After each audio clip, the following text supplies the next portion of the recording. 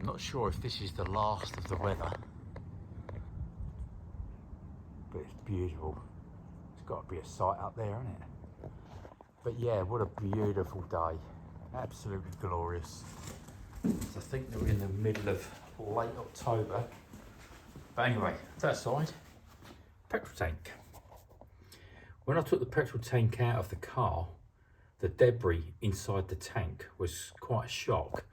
But then it is 50 years old. So we got all the muck out of the tank, did a lot of work on the tank to get it back or make it better than how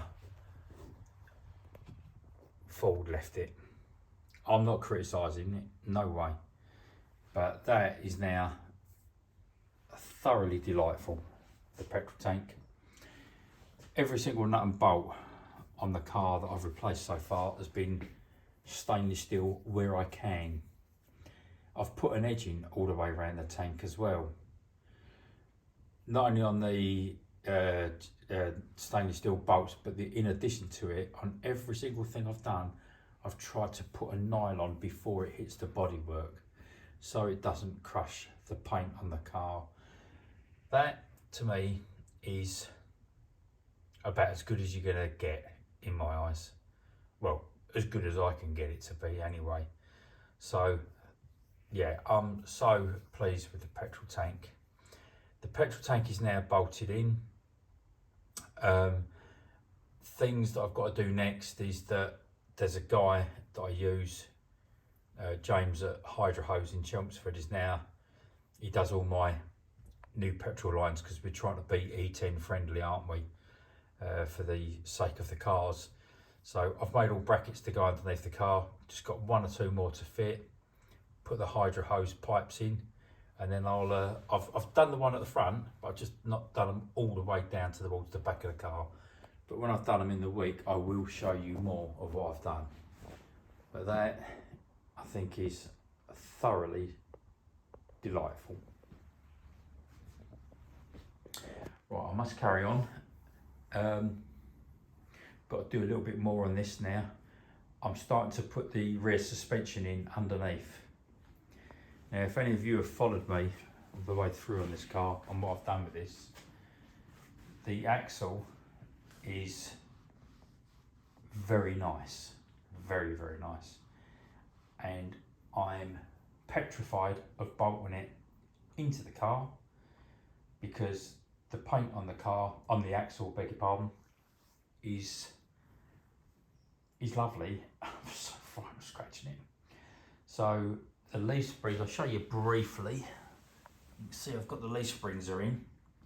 I'll show you more on this a bit later because I've just got a bit of a nut and bolt issue to sort out on the high tensile bolts at the back on the shackles there. I haven't quite sorted that out yet, but I'm getting there. But as I go through, I will show you more as I'm doing it.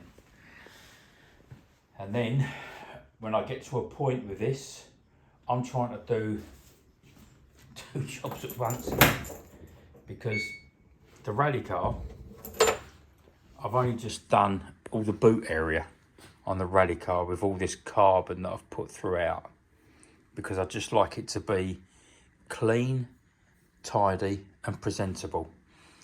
But now that I've got my new dry sump tank in, my next job is to, down in that gap right at the back alongside the petrol tank, is put 3 holes for the dry sump pump pipes.